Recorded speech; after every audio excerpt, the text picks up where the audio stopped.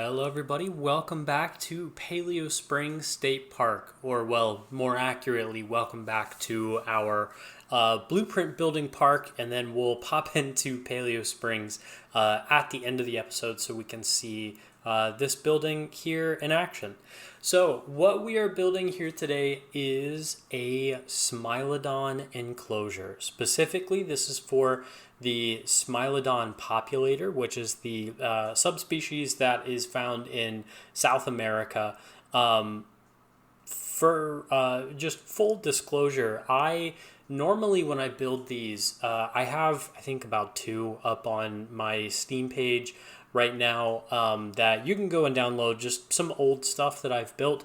Those are all for Smilodon fatalis. And until now, I've been partial to Smilodon fatalis because, one, I think its scientific name is so much cooler, fatalis versus populator.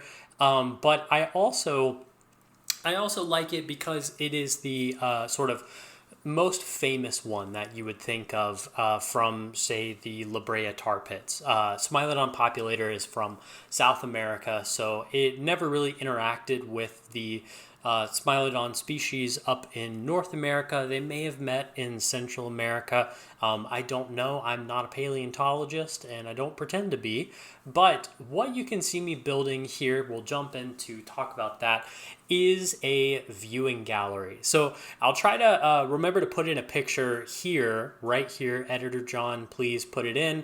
Of the inspiration for this, where I saw on Pinterest, where I get a lot of my ideas for these builds. I saw on Pinterest a enclosure with red river hogs at some zoo. It didn't say, Pinterest, I wish they would cite their sources of where people can post stuff. I wish that they would cite the sources of where things were.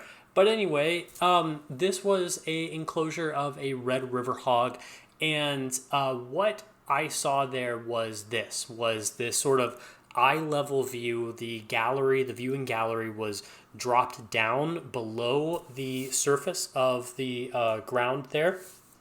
And this is a really interesting build for me personally, because normally I would build this in, say, in the park. And one of the benefits of doing this in the sort of blueprint park here is that I can double check if these things work before I upload them to Steam, so that then you all can use them in your parks and have zero problems. And that is the sort of dream. That's the ideal, is that if you all can use them, download them, and have no problems, that's perfect. And so what I wanted to do here was to play with the terrain a bit.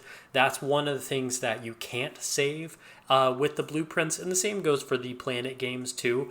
It just is what it is. But by using these grid pieces here and dropping those below the ground just a little bit, not a crazy amount, but just a little bit, you can see that it deforms the terrain. And by using these rocks at the edge there, it covers up what you can't level out where the terrain is. And, this works so much better than I genuinely thought it would. Inside that viewing gallery there, I have two sets of stairs. I end up changing that to one and then one ramp. The reason for the ramp is for handicap accessibility. I think everybody should be able to come and see this park if they can. And we want to make that as easy for everybody to be able to do as possible. More often than not, for disabled individuals, it's hard to get around and it's hard to go and do the things around you in the world. I know I'm sort of preaching to the choir if you are in that demographic. I am not, so I don't know firsthand, but I do know how debilitating it can be to not be able to, get around and do the things that you want to do. So here we are, we're playing with the rustic theme here, and I love this rustic theme. I also love blending it with the modern, which I think is sort of what we're going to go for and do this entire time with this zoo. What you just saw me do here, this big rectangle, I off screen made a little area need square, or well, again, rectangle in this case, of the exact size that the Smilodon needs for its enclosure. And so Prehistoric Kingdom recommends that it's about 800 square meters for one male and one female. I think we end up having this enclosure at about 1,000. So well over what they would actually need, but again, with plenty of viewing space. These rocks here, I love using in the place of sort of null barriers, those blue transparent barriers that they have in the game. I use them in Planet Zoo as well. I think they're just better, quote unquote. That may not be the right word for it, of better, but you have more freedom to do the things that you want to do. What I'm building here is a little viewing deck, and I end up raising this up about 3 meters off the ground just because I think that it looks so much better in the end when it is elevated. Let me know your thoughts in the comments of whether or not you agree with me there or not.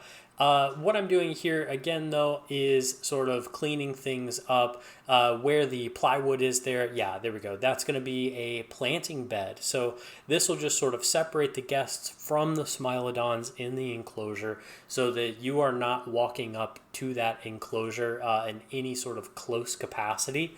One of the things that I remember when I was a kid and I volunteered at the Jacksonville Zoo for a summer camp / summer volunteer hours sort of thing when I was a kid, is I remember we walked past the African lion exhibit, and we went to the backstage there, and they talked about how there was a yellow line on the ground, and I remember all the kids, we asked what that yellow line was, and they told us that it is to keep people from being sprayed with urine. So these big felines here, they can propel their urine. I won't get into it because it is kind of gross, but so one of the things that you want to do with these enclosures to keep that sort of realism is keep the guests away if at all possible. Here you can see, again, I raised it up, I think 2 meters is what it is, but we use the glass piece and an additional concrete piece there to block off there. So it ends up being about 4 meters, which is what Prehistoric Kingdom says that the Smilodon needs, that it cannot jump over 4 meters. Whether that is true or not, I do not know. That's a pretty unique thing. Again, I know that Simply Savannah has talked about this on her channel before, about how difficult it is to build for these prehistoric animals. I don't know that I would say that it's necessarily the same difficulty that she has with it. Again, she has more experience with actual living live animals in zoos, which is super dope. But I do not, but I've been playing these dinosaur prehistoric games forever and ever, since I was a kid.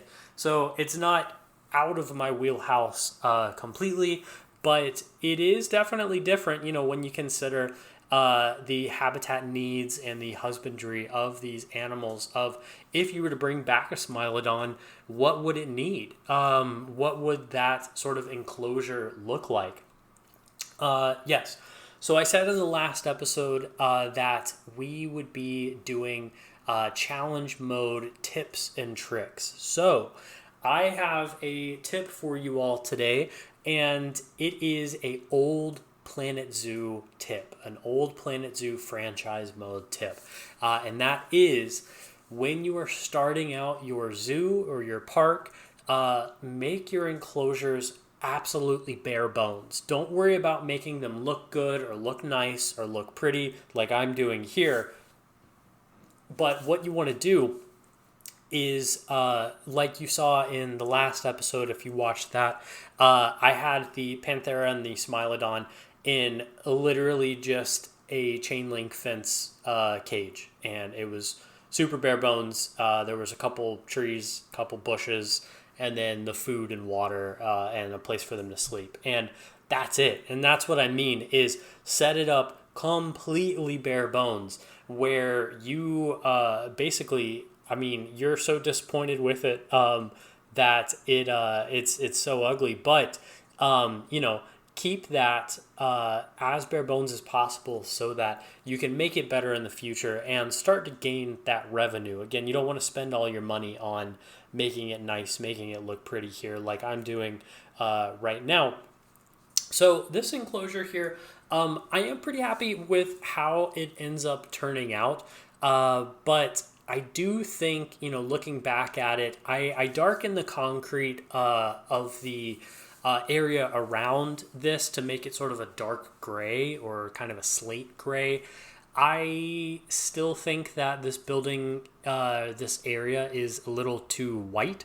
I don't really know how to fix that. So if you all have any suggestions, please let me know because I would love to hear your comments about how to make this better in the future.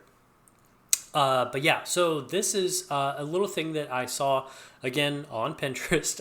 It was somebody posted on there a build that Caesar Creates made actually in Planet Zoo. And what this is a little backstage quarantine area. So this is that area that I talked about at the beginning when I talked about the Jacksonville Zoo and me volunteering there. This is pretty similar to what we walked past, was these outdoor cages where they could keep the lions or, you know, the big felines outside so that they can be quarantined, they can be separated. And again, we have two bays here, two sides. The center bay, nothing is going to be in there if it doesn't have to be. But the two sides there to separate the two Smilodons outside if we actually need to. And so what this allows to happen is that you can bring the Smilodons off display, off of that main part of the enclosure, into the back and then outside so that the keepers can not only clean that inside area, but they can also go in and clean the actual display exhibit as well and make that really nice for guests to go see. Now, it is always kind of disappointing when you have a exhibit that doesn't have animals. I'm sure all of us have been to a zoo or an aquarium before where they have the little signs that say this animal is off display, you know, it's in the back or blah, blah, blah, pardon our pixie dust or whatever.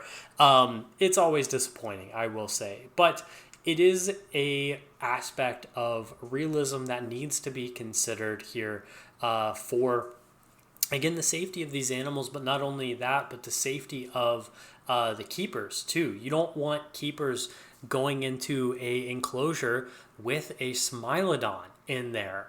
I certainly would not want to.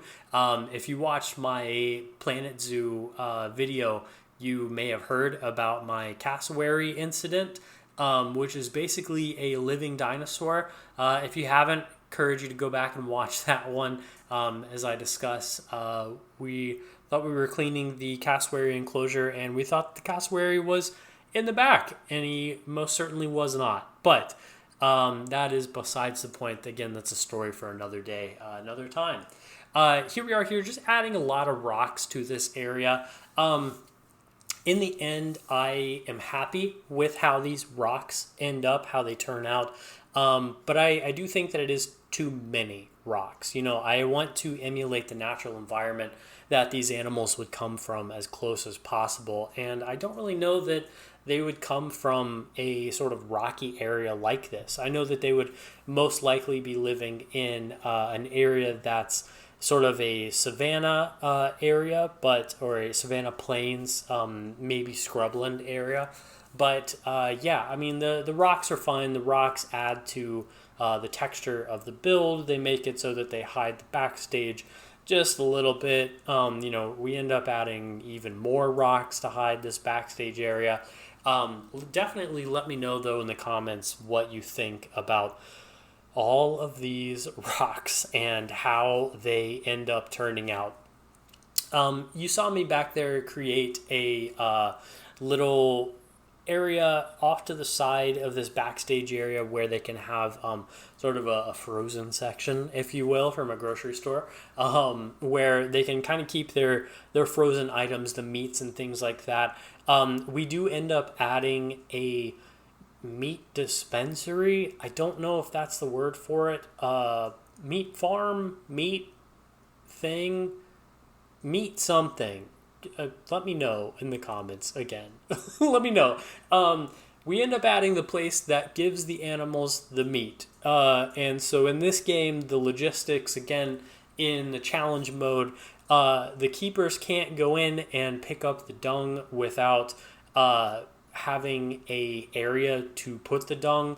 But then once you have the area to put the dung, it'll fill up unless you have something that it is being put into to create food for those animals. So it's a complete circle, which I really, really love. I love that about this game, that the logistics are so easy to understand, but also they make sense. So here we are adding the compost heap back there. That's where they put the poo-poo back in there. But yeah, and then here it is. Here's the meat pen, meat trough, whatever it's called, that we put in here. And I end up trying to hide this backstage area just a little bit more with some of those rocks there. I don't really know how effective this is. You'll see in the live play how effective it is. Definitely let me know, though, whether you think it could be done a little bit differently or not. Again, all we have is just this little gate here. I might make that a wall like they have at Disney, kind of take notes from Planet Coaster 2 and actual Disney parks and things of hiding those backstage areas a little bit more. That original building there with the drop-down platform, full disclosure, did not have a plan for that building after I got through with the drop-down part of the viewing gallery. And it is what it is. I think the building turned out okay.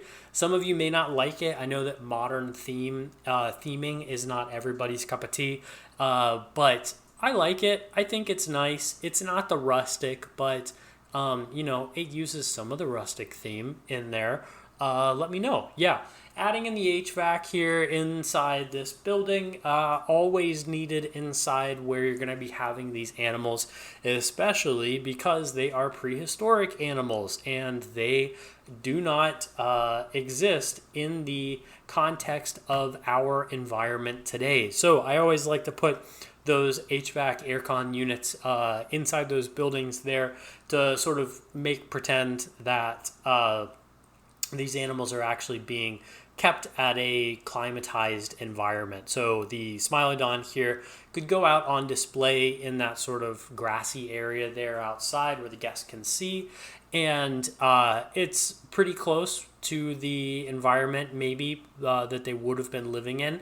But if they get really, really uncomfortable, they can go back inside and get that sort of quote-unquote one-to-one environment there.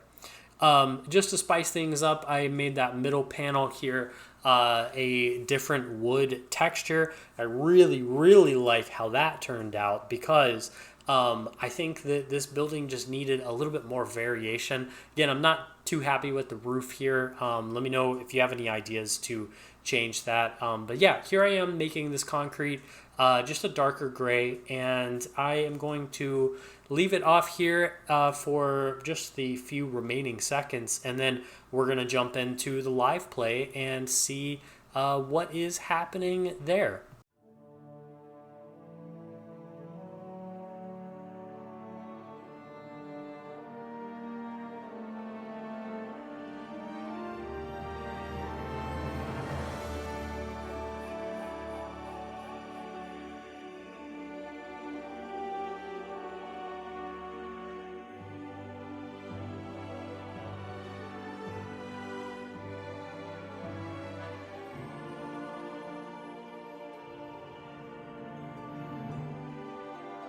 All right, everybody. So welcome back to Paleo Springs State Park again. We're gonna pop in here, go down the main street, and we see our Coelophysis house there on the right from the last episode. Again, if you haven't seen the build for that, go check it out. It was a really great one. So yeah, we're gonna come over here, and now we see the Smilodon again. It's nighttime. It's a challenge park. I can't change that. So if anybody has a problem with it, well, then get over it, I guess. Yeah, so we'll pop up here and take a look. Yeah, there we go. So this is about where the eye level would be of the guests, I believe. And we can see our beautiful Smilodon there. We have the wonderful text panels here that I don't believe I mentioned in the last episode, but we used them both times. This is something that I designed a while ago. This is already up on the Steam Workshop, so if you want to go download it, feel free. Just peruse the stuff that I have, and you'll find it. And what it has here is it's overkill for sure, but it has the big screen here and then a little teeny tiny one, and it's the same exact thing. But what I like to pretend is that this is different information. Maybe one day we will get custom TV screens that we can add something in there, we can change it up. But yeah. So anyway, the Smilodons are not always visible here to the guest, and that's okay. You don't want them to be always visible here. You can see the composter. That's unfortunate. It is what it is, but yeah, some guests might not like that. Over here, though, this is where we're going to be having some crazy stuff. We'll be having some really crazy stuff there. But yeah, so if we come on down this view here, I mean, come on. This is incredible.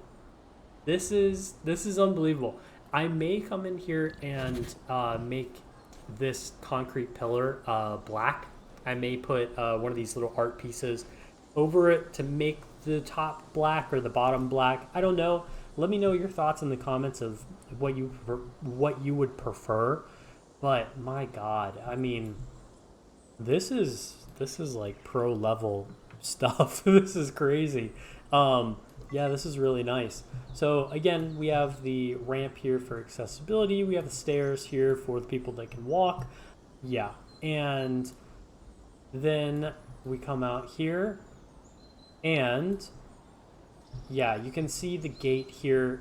This is okay. I mean, it blocks off from guests getting back there. Only the keepers can go, but you can see the food creator and the food storage unit back there, and it is what it is. So we come in here again, keep the hose on the inside of the enclosure so that the animals can't eat the hose there.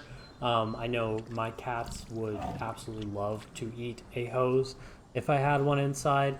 But yeah, so I went with these beams here this time instead of the mesh. Just one, because I forgot, and the speed build, I forgot to actually build those.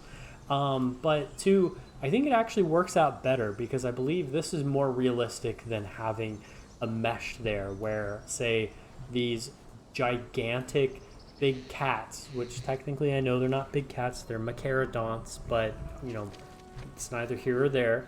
I believe they would be able to chew through this no problem, especially with their big teeth. Yeah, so that is the Smilodon exhibit here. They don't really go in the back too much. That's okay to me. It doesn't really matter. But what does matter is how this looks in the park. And I think with all these pine trees here in the back to sort of just close it off and make this its own section, this feels great. This feels amazing. So let me know your thoughts in the comments, what you think about this build. Let me know If you like the Smilodon, let me know if you like Smilodon fatalis or if you like Smilodon populator more. When it comes to the cave lion and for Smilodon as well, that's going to be one of our next builds. Do you think we should do a dual enclosure? Should we have Smilodon, or should we have Panthera atrox and Panthera splendid, the splendid Panthera? Should we have that one with it as well as sort of a dual enclosure, separated? Of course, they would never actually meet or intermingle with each other. But should we have a viewing area there that has sort of you walk in and you can see one on one side and one on the other? I think that'd be pretty cool. Let me know, though, your thoughts in the comments. I love reading what you guys put down there. I love getting inspiration from you all. So, again, that is it for this episode. Thank you so much for joining me for this one. There's a million things you could have been doing today, and you chose to spend it here with me for just a little bit of your time, and I really appreciate that. So, thank you so much for watching. I will see you all in the next one. Bye-bye.